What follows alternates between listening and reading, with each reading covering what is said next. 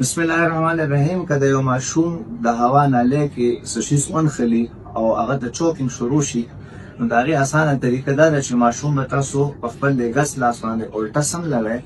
او د دې طریقې سره، او دا به په خپلې ګسې پنډۍ باندې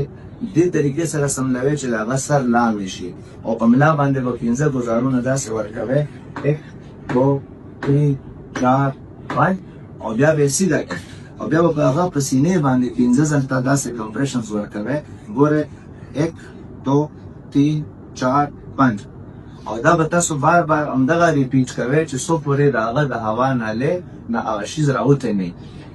که داسې صورتحال پیدا شي چې دا ماشوم بالکل کولیپس شي، هېڅ رسپانس نه ورکوي او کارډیک اریسټ ته لاړو، نو بیا به تاسو صرف دلته سی پی آر کوئ، د ده په زړه باندې به صرف کمپریشنز جاري ساتئ تر څو پورې چې تاسو ایمرجنسي سروسز ته ونه رسئ. نو دې اسان طریقې سره تاسو د ماشوم ژوند بچ کولی شئ.